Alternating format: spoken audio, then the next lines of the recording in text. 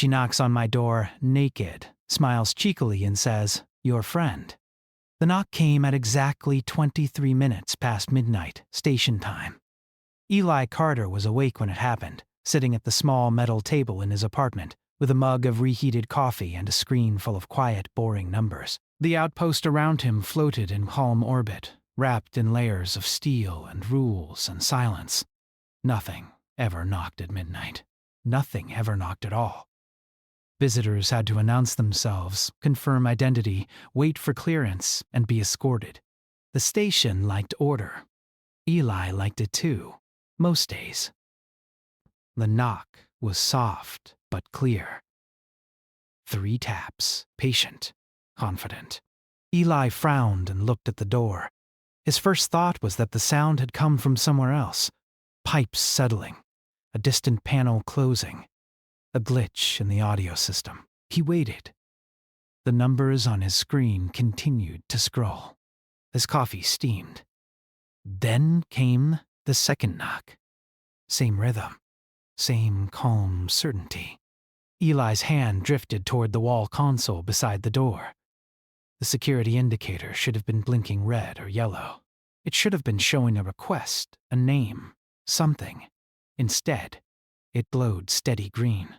No alert, no warning. According to the system, no one was there. That made his stomach tighten. He stood slowly, every habit from his old training coming back without asking permission.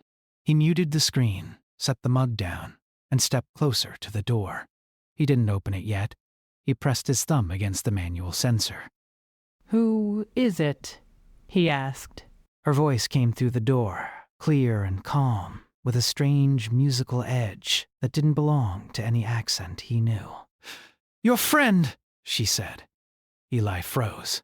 That phrase hadn't been used on the station in years. It wasn't common language. It was a code, an old one, from a time before Elliot traded uniforms for data screens, from a time when words were chosen carefully because they might be the last ones you ever said. He swallowed. "I don't have friends who knock," he said. There was a pause. Then, softly, "He said you would say that." Eli cursed under his breath. His hand hovered over the emergency lock, then stopped. If this was a trap, the station would already be reacting. If this was a prank, it was a very good one. And if this was real, if someone had actually bypassed station security to stand outside his door, then pretending it wasn't happening wouldn't help. He disengaged the lock. The door slid open. She stood just outside, exactly where the corridor lights spilled into his doorway.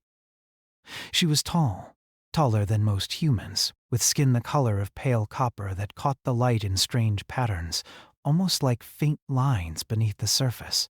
Her eyes were large and dark, reflecting more than they should. Her hair, if it was hair, fell in smooth strands down her back, shimmering slightly as she moved. She was naked, not posed, not dramatic, just standing there, relaxed, arms at her sides, head tilted slightly as if she were curious about him. Eli's brain stalled for half a second, then snapped into focus on everything except what he very deliberately refused to think about. "Why aren't you wearing clothes?" he asked flatly. She smiled. It was quick and sharp, like she found the question interesting. "Because I am not armed," she said. "Because I am not hiding. Because this is polite." "That's not polite where I come from," Eli said. "I know," she replied. "That is why I am smiling." Eli stepped aside, without really deciding to. Training again. "Get them inside. Control the space." The corridor cameras were still not reacting, which bothered him more than her lack of clothing. She walked in, her movements smooth and quiet, and glanced around the apartment with open interest. The door slid shut behind her. Up close, Eli could see that the faint lines in her skin weren't scars or tattoos. They shifted slightly as she breathed, glowing for a moment, then fading. Not decoration, not biology, he recognized. "Sit," he said, pointing to the chair across from the table. She did.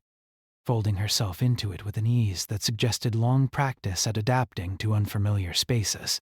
She looked at the mug of coffee, then at the screen, then back at him. "You live very simply," she said. "It keeps things quiet," Eli replied. "Start talking." Slowly. She nodded as if that were reasonable. My designation is not important. "You may call me Mara if you need a sound to use." "That's not your name," Eli said. No, she agreed. But it will do. He crossed his arms. "You said a friend sent you." "Yes. Which one?" She leaned forward slightly, the lines along her arms brightening for a moment. "The one who taught us that humans say friend when they mean someone who will listen even when they should not." Eli closed his eyes for a second. That voice. That way of talking. There was only one person he had ever known who spoke like that, who treated language like a tool instead of a habit. "He's dead," Eli said. "That is incorrect," she replied calmly. "He is unavailable. That's the same thing where I'm from." She considered that. "I am told humans often believe a thing is gone when they can no longer see it." Eli let out a short laugh with no humor in it. "You came a long way to insult me." "I came because you are awake when you should be sleeping," she said, "and because the station does not see me." At that, Eli looked sharply at the wall console again. Still green. Still calm. "How did you get past the perimeter?" he asked. "I did not pass it," she said. "It did not notice me." "That's not possible." "That is a human word," she replied. "It is often wrong." The lights flickered. Just for a moment, the soft white glow dimmed, then returned. The console beeped quietly, then fell silent again. Eli felt a familiar, unwelcome sensation behind his eyes, like pressure building, a memory of something he had tried very hard to forget. "You're causing disruptions," he said. "No," she corrected gently. "Your systems are remembering me." That was worse. Eli moved to the table and picked up his mug, more for something to do with his hands than because he wanted the coffee. "You shouldn't be here," he said. "If you're what I think you are, this station isn't cleared for contact." Her smile softened. "That is why I came to you and not to the station. Lucky me." "You were recommended," she said, "by your friend. He said you would not panic." Eli took a careful sip of coffee and almost laughed again. "He always overestimated me." "Yet you opened the door." He didn't have a good answer for that. Silence stretched between them, heavy but not hostile. The station hummed quietly around them, unaware or pretending to be. "What do you want?" Ellie asked at last. She looked at him steadily, to see if humans are what you pretend to be. And what do we pretend to be? She thought about that longer. Small, gentle, afraid of breaking things. Eli snorted. "You picked the wrong species." "That is what he said," she replied. "He said humans are very good at lying about their strength, even to themselves." Another flicker ran through the lights, stronger this time. Eli's implant, dormant for years, sent a soft warning pulse along his nerves. Old protocols stirring. Old doors opening. "Listen," he said quietly. "If this is some kind of test, I don't work for anyone anymore." "That is why you were chosen," she said. "You cannot be ordered." Eli looked at her, really looked, and saw something beneath the calm confidence. Not fear, not quite. Something like anticipation. Outside his apartment, the station continued its slow orbit, unaware that anything had changed. Inside, a door had already been opened. Eli did not sleep that night. The station moved into its artificial morning cycle, lights slowly brightening, but his apartment stayed dim. He sat at the table while Mara stood near the wall, watching the room as if she were learning it by heart. She did not touch anything unless he pointed it out. She did not sit again unless asked. That, more than anything, made him uneasy. You still haven't explained why you look like this, Eli said at last.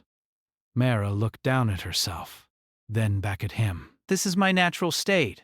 No, Eli replied. This is your natural state when you want humans to react. She smiled, just a little. You are observant. I had a good teacher, Eli said. She nodded. Yes, your friend. Eli stood and walked to the storage unit by the wall. He pulled out a plain station blanket and held it out to her. Use this. You don't have to wear it. Just wrap it. Humans will start asking questions soon. They already are, she said. As if to prove her point, the wall console chimed softly. Not an alarm. An inquiry request. Low level. Someone had noticed a data mismatch. The station always noticed eventually. Mara took the blanket and wrapped it around herself with careful movements, as if copying something she had seen once before.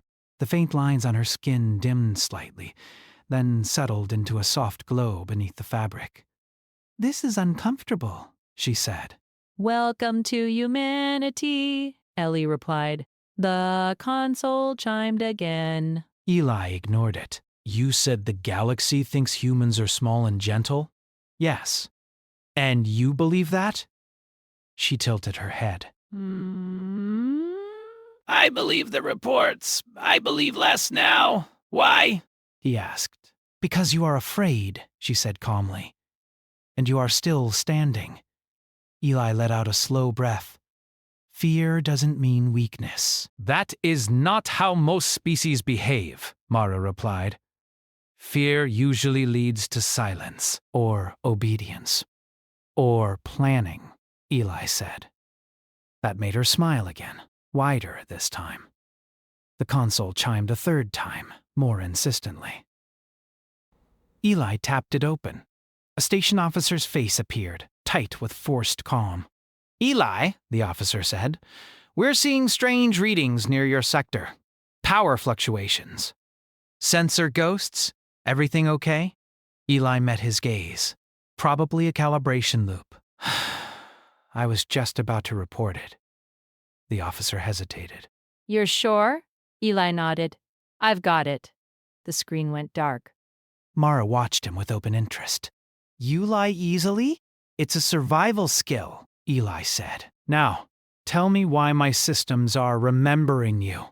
She took a moment before answering. Because your species has been seen before. Eli's jaw tightened. That's impossible. We barely made first contact a century ago. With this coalition, she corrected, not with the Watchers. Watchers? Eli repeated. Yes, she said. Those who observe developing species from very far away. Those who decide which ones are allowed to matter. Ellie laughed, sharp and bitter. Let me guess. We didn't make the list. You were placed on it, she said. As an experiment. The word settled heavily between them. Go on, Eli said. Humans were marked as emotionally unstable but highly adaptive, Mara continued. Capable of cooperation under stress. Capable of violence but restrained by internal rules. You were interesting. And that scared someone? Eli said. Yes. So this is a test, he said. It was, she replied. It is becoming something else.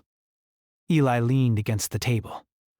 You said my friend argued humans were underestimated. He did, Mara said. He said you learned to hide your teeth. Eli looked at the faint reflection of himself in the dark screen. Older, tired. Very good at pretending he was harmless. He always had a talent for trouble, Ellie murmured. Mara's expression grew serious. He altered the evaluation models. Just a little. Enough to give you time. Time for what? For humans to notice they were being watched. Eli felt a cold knot form in his chest. How long? Longer than your recorded history of spaceflight, she said. Ellie closed his eyes. All those strange signals. All those near misses. All the times humanity should have lost and somehow didn't. Why show yourself now? He asked. Because the evaluation is ending, Mara said, and the result is not what was expected. The station lights flickered again, stronger this time. Somewhere far away, a system alarm briefly tried to wake and then failed. You're doing that, Eli said. Yes. Stop, he snapped. She did. Instantly, the light steadied. I am sorry, she said.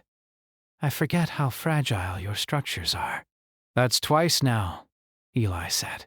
You call us fragile, but you came to us instead of ending this quietly. Mara looked at him, really looked. Because humans do not accept quiet endings. A sharp tone sounded from the console. This time, it did not stop. Eli turned. The indicator was no longer green. It was yellow, sliding fast toward red. They've escalated, Eli said. Security will be here soon. That is acceptable, Mara replied. No, it isn't, Eli said. If they take you, this turns into something no one can control. She stood, blanket falling into place around her. That may already be true. Eli moved fast. He opened a hidden panel near the floor and pulled out an old device, black and worn. He hadn't used it in years. Mara's eyes widened slightly. You still have one. Never throw away a good lie, Eli said. He activated it. For a moment, nothing happened. Then, the apartment vanished. Not physically, but to the station's senses. The space went empty. No heat, no movement, no life. The console went silent. Mara let out a soft sound that might have been laughter. You are very good at this. We had practice, Eli said. Now you're going to tell me everything. Fast. She nodded. The coalition expected you to react loudly when threatened. To demand answers. To show force. And instead you watched, she said. You learned. You pretended not to notice the knife at your back. Eli's implant pulsed again, stronger now, unlocking systems he had sworn never to touch. And that failed the models, he said. Yeah, Mara replied, because humans do not behave like other species when cornered. Eli met her gaze. What happens now? Mara's smile faded. Now the coalition is afraid. Outside the hidden apartment, the station continued to drift through space, unaware that the story it believed about humanity was quietly falling apart. And somewhere far beyond the stars, very old eyes were turning back toward Earth. The hidden space did not feel safe to Eli, even though every signal said it was invisible. The device he had activated bent sensor data around the apartment, feeding the station a perfect lie. No heat, no motion, no life. To the outpost, the room no longer existed. To Eli, it felt like sitting inside a held breath. Mara moved slowly, testing the air as if expecting resistance. You trust old tools? She said. I trust things that were built before people forgot how to be careful, Eli replied. He sat back down at the table, though he did not relax. His implant continued to hum softly, layers unlocking one by one. Not weapons, not yet. Just awareness, just options. You said the coalition is afraid, Eli said. They don't look like the kind that scares easily. They are not, Mara agreed. They plan very far ahead. They prefer outcomes that require no sudden choices. Then why are they making one now? Eli asked. Because humans refuse to stay inside the future written for them, she said. Eli rubbed his temples. We didn't even know the future existed. You suspected, Mara replied.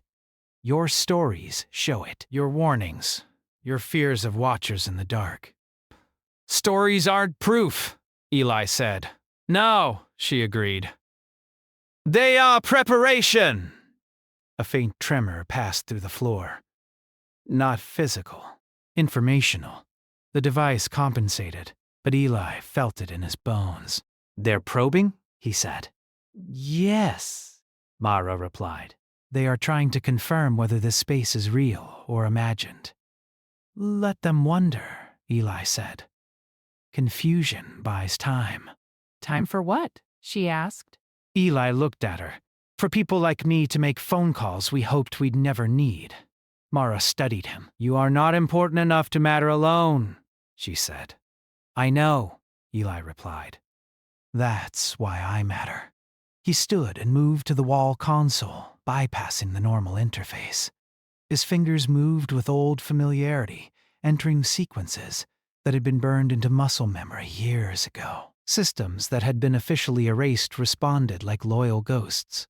Far away, deep inside human space, quiet relays woke up. Mara watched, fascinated. You built this without knowing who you would hide from. Humans are good at that, Eli said. We plan for the worst and call it imagination. The station outside their bubble shifted to a higher alert state. Security teams moved, sensors recalibrated. Nothing found anything. They are beginning to panic, Mara said. That is new. Eli paused. That's bad. Yes, she agreed. Fear makes the coalition Decisive. A new signal pushed against the device, sharper this time. Eli felt his implant spike. They're trying to overwrite local reality, he said. Mara's eyes widened slightly. They should not do that here. Why? Eli asked. Because humans left fingerprints in this place long before they were invited, she said. Eli looked at her sharply. Explain. She took a breath, and the faint lines beneath the blanket glowed brighter. Your species mapped probability in unusual ways. You do not just calculate outcomes. You prepare emotionally for failure.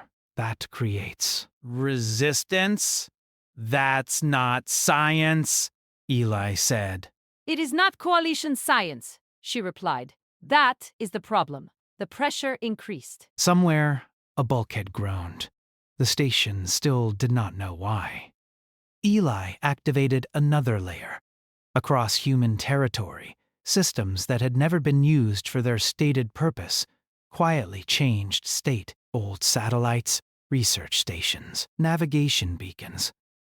All of them began sharing information they had always collected and never fully understood. Mara felt it and stiffened. You are showing them yourselves. Not all of us, Eli said. Just enough. The coalition probe hit something and recoiled. The pressure vanished as suddenly as it had arrived. Silence returned. Mara let out a slow breath. They did not expect that. No one ever does, Eli replied. She looked at him with something like awe. You are not strong the way others are strong. No, Eli said. We're stubborn. Her gaze sharpened. Your friend said that word. Eli smiled faintly. He liked it. Another signal came through, but this one was different. It did not push. It asked. Mara tilted her head. They want to talk. That's new, too. Yes, she said. They usually speak only after decisions are final. Tell them, Eli said, that humans prefer conversations before funerals. Mara hesitated. They may not understand. They will, Eli said. They've been watching us long enough. She closed her eyes for a moment, then opened them. They are listening. Eli felt a weight settle in the room. Not physical, but real. Attention. Old and vast. He spoke carefully. You wanted to know what humans are, he said, not sure who exactly was hearing him. We are the ones who build lifeboats before the ship sinks. We are the ones who assume the dark is watching and act polite anyway. The weight shifted. Mara translated softly, her voice steady. The lines beneath her skin pulsed in slow patterns. "They ask why you hid," she said. "Because we didn't know if you'd knock or break the door," Eli replied. "They ask why you did not reach out." Eli shrugged. "You don't reach for a hand when you're not sure it's holding a knife." Mara paused, listening. "They say you are dangerous," Eli nodded. "so are most things worth knowing." The silence stretched. "They ask what you want," Mara said at last. Eli thought of Earth, of crowded cities and quiet farms, of people arguing over small things while standing on the edge of something vast and unseen. "We want to choose," he said. "That's it." To fail or succeed on our own terms. The weight in the room pulled back slightly. "They are reconsidering," Mara said, surprised. Eli exhaled. "Good. "That means they're thinking." The device hummed, strained, but holding. Outside, the station's alert level dropped a fraction, confusion replacing fear. Mara looked at Eli. Really looked. "You changed the evaluation." "We didn't," Eli said. "We just refused to finish it their way." She smiled, not cheeky this time, but sincere. "Humans are very difficult. We try," Eli replied. "Far beyond the station, plans made long ago were being rewritten." And for the first time, humanity was not a subject in the margins, but a variable no one could ignore. The station did not return to normal. To the crew outside Eli's hidden apartment, things felt wrong in quiet ways. Systems responded a fraction too slowly. Data logs corrected themselves before anyone could read them. Security teams reported nothing, yet their unease grew with every passing hour. Inside the false emptiness, Eli felt the strain building. The device was old, but it was not meant to hold against a tension like this. Not from minds that could bend rules instead of following them. Sweat ran down Eli's back as he adjusted settings that were never meant to be adjusted by hand. "They are arguing," Mara said softly. "With each other?" Ellie asked. "Yes," she replied. "And about you? That's also new," Eli muttered. The pressure returned, not as a push this time, but as a weight pressing from all directions. Not hostile, curious, like fingers testing glass. "They are deciding if you are worth the trouble," Mara said. Eli snorted. "We usually are. You misunderstand," she said. "They are deciding if you should be removed quietly." Eli stopped moving. "Quietly," he repeated. "Yes," Mara said. "No war. No warning." Just absence. Your future paths would simply stop connecting. Eli felt cold. "And you?" he asked. Where does that leave you? Mara looked away for the first time since she had arrived. "I was designed to observe, not to interfere." "But you did," Eli said. "Yes," she replied. "I knocked." The weight in the room shifted again. A ripple passed through the false space, and for a moment Eli thought the device would fail. He gritted his teeth and rerouted power from systems he hadn't touched since his service days. Far away, human networks responded. Nothing dramatic. No alarms. No public signals. Just quiet acknowledgments between machines that trusted one another. Mara felt it and stiffened. "You are escalating," "No," Eli said. "I'm stabilizing. They will see this as defiance." "They already do," Eli replied. "The difference is now they know we're aware." The pressure paused. "They are surprised," Mara said slowly. "They believed awareness would lead to fear." Ellie smiled thinly. "Fear leads to preparation." "You said that yourself," Moray nodded. "Yes." "I forgot." A new presence entered the space, not physically, but unmistakably. Older than the others, heavier, less curious. Mara's breath caught. One of the anchors is here. Eli raised an eyebrow. That sounds important. It is, she said. Anchors decide endings, Eli straightened. Then let's make this one difficult. The weight focused. The air felt dense, like moving underwater. They ask why you interfere with an evaluation you were never meant to know about, Mara said. Eli answered calmly. Because it stopped being an evaluation when you hit it. They say secrecy preserves stability. Eli shook his head. Secrecy preserves control, Mara translated. The weight pulsed, slow and deliberate. They say humans are unpredictable. That's true, Eli replied, but not directionless. They ask how you can be so sure. Eli leaned back against the table, because when we don't know what comes next, we build communities instead of castles. The weight shifted again, uncertain. Mara's eyes widened slightly. They are reviewing your internal conflicts, Eli chuckled. Good luck with that. They find them inefficient, she continued. Wasteful, emotional. They're right, Eli said. And that's why they work. Silence fell. Not empty, but listening. The anchor presence withdrew a fraction. Not leaving. Considering they are offering a compromise, Mara said. Eli crossed his arms. Let me guess. Limited contact, controlled growth, observation under their rules. Yes, she said. You would be protected, guided. Managed, Eli corrected. Yes, Mara admitted. Eli took a long breath. And if we refuse? Mara hesitated. Then they will leave. That doesn't sound so bad, Eli said. They will leave you alone, she said carefully. Unnoticed, unsupported. If another power finds you, there will be no intervention. Eli smiled. That's how we've always lived. Mara stared at him. You do not understand. Being noticed is safety. Eli met her gaze. Being owned isn't. The weight trembled. They are not used to refusal, Mara said quietly. They will be, Eli replied.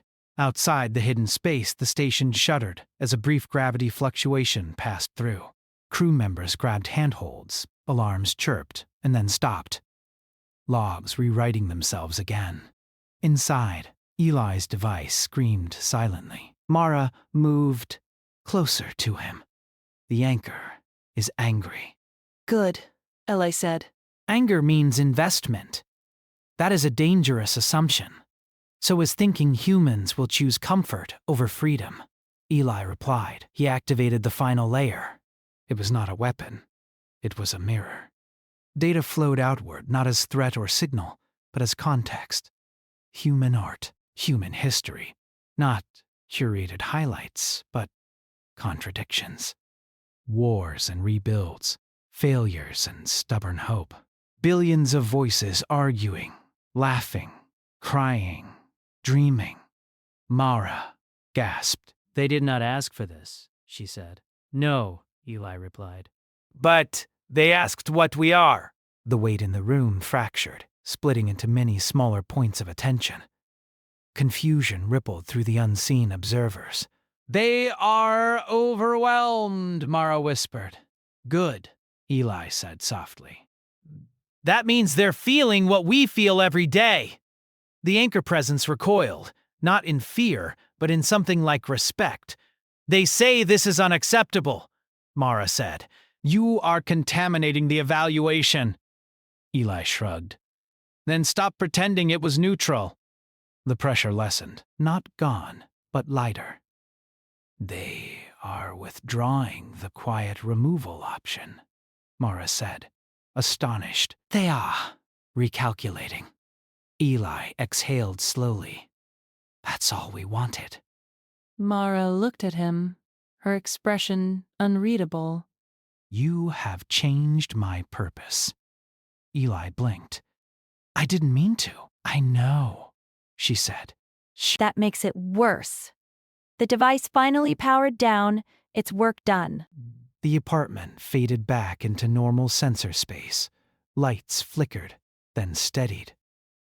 Alarms rang throughout the station, real this time. Eli smiled tiredly. Well, that's going to be paperwork. Mara wrapped the blanket tighter around herself. What happens now? Eli thought of the anchor's retreat, of the offer refused, of humanity no longer hidden in the margins. Now, he said, they decide whether to treat us as equals Or neighbors. And you? Mara asked. Eli looked at the door, at the quiet corridor beyond it. I make sure we're ready for either. Somewhere far away, very old minds reconsidered a species that smiled at the dark and planned anyway. And for the first time, the knock had been answered without fear. The alarms did not last long. They never did on a station like this. Too many systems, too many people trained to respond quickly and then move on. Within minutes, the lights settled into their normal rhythm. Gravity steadied. Messages began flowing again, rewritten logs smoothing over the cracks. To most of the crew, it would become just another unexplained incident, filed away and forgotten. To Eli Carter, it felt like the world had shifted under his feet. He sat at the table, exhausted now that the pressure was gone. His hands trembled slightly. The delayed reaction of someone who had held himself together for too long. Mara stood near the door, wrapped in the blanket, quieter than he had ever seen her. They are still watching, she said. I figured, Eli replied. They don't seem like the type to look away easily. No, she agreed. But the way they watch has changed. Eli looked up. How? Before, you were a problem to be solved, Mara said. Now you are a question. Eli smiled faintly. We've always been good at that. A chime sounded at the door. Not a knock. A proper request this time. Eli stood slowly. That'll be security. Yes, Mara said. And others. Stay behind me, Eli said without thinking. Mara blinked. You believe I need protection? No, Eli replied, but I do. The door slid open. 2 station officers stood outside, tense but controlled. Behind them were 3 figures Eli did not recognize. Humanoid, but wrong in subtle ways. Their movements were too smooth. Their eyes reflected too much light, observers given shape. Ellie Carter, one officer said. You're requested in Central Command. Eli nodded, figured as much. The officer glanced past him, eyes widening slightly at Mara. He recovered quickly. You'll need to bring your guest. She's with me, Eli said firmly. The observers watched him closely. One of them spoke, its voice calm and layered. You may continue to speak for her, it said. For now, Eli replied. Something like approval passed between them. They walked. The station felt different as they moved through it. Not physically changed, but aware. Eli felt eyes everywhere, not hostile, but focused. Humans passed them in corridors, unaware of how close they were to history turning. Central Command was crowded when they arrived. Screens filled the room, displaying data streams that no one had words for yet. Officers spoke in low voices. Scientists argued quietly in corners. When Eli entered, the room stilled. A human admiral stepped forward, face lined with exhaustion and disbelief. Mr. Carter, she said, you have a lot to explain. Eli nodded. I know. Mara stepped forward before he could continue. I will explain, she said. Every eye turned to her. She stood straight, blanket wrapped firmly around herself, lines beneath her skin glowing softly. Calm. Present. My people have watched yours for a very long time, she said. We believed we understood you. The Admiral folded her arms. And now?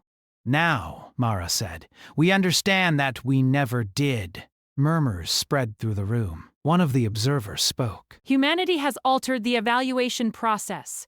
The Admiral raised an eyebrow. Funny. We didn't know we were being evaluated. That ignorance was intentional, the observer replied. Eli stepped forward, and that's where you went wrong. Silence fell again. You assumed, Eli continued, that because we didn't see you, we were helpless. That because we didn't reach out, we were afraid. You thought observation without consent was neutral. He looked around the room, then back at the observers. It isn't. The observer's eyes shifted. Consent is inefficient. So is extinction, Eli replied. A pause followed. Long. Heavy. Mara spoke softly. The coalition has voted. Every human in the room leaned in without realizing it. They will not interfere, she said. They will not guide you. They will not hide you, the Admiral frowned. That sounds like abandonment. It is recognition, Mara replied. You are no longer a subject. You are a presence. Eli felt a weight lift from his chest that he had not known was there. And you? The Admiral asked Mara. Where does that leave you? Mara hesitated. I was designed to observe, she said, to measure. To report. And now? Eli asked gently. She looked at him. Now I choose. The observers shifted, uneasy. That was not part of the agreement, one said. It is now, Mara replied. You said humans are unpredictable. That trait is contagious. A few humans laughed quietly, tension breaking like thin ice. The Admiral nodded slowly. Then I suppose we welcome you, Mara. Mara inclined her head. Thank you. Hours later, Eli stood back in his apartment. The station had returned to its normal sounds, the hum of life, the quiet chaos of people pretending nothing had changed. Eli knew better. Mara stood at the door, now wearing simple station clothing that didn't quite fit her yet. This is strange, she said, covering myself. You'll get used to it, Eli replied, or you won't.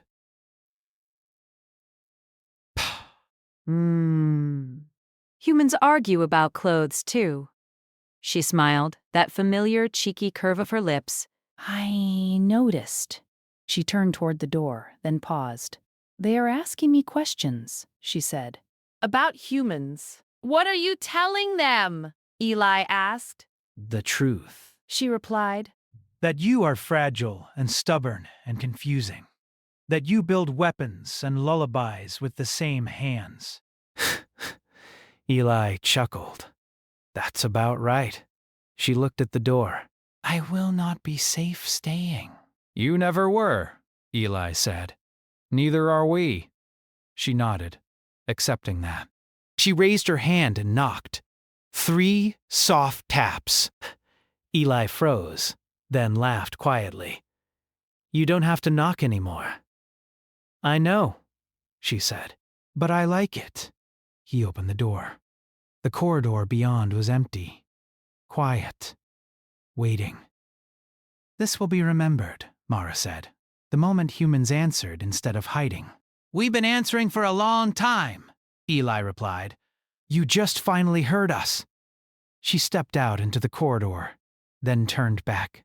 Your friend was right, she said. The stars do not belong to those who conquer them. Eli nodded. They belong to those who show up. The door slid shut behind her. Eli stood alone for a moment, then sat at the table and picked up his mug. The coffee was cold now. He drank it anyway. Outside, far beyond the station, the galaxy adjusted its expectations. Humanity had not kicked down the door. It had opened it, smiled at the dark, and said hello.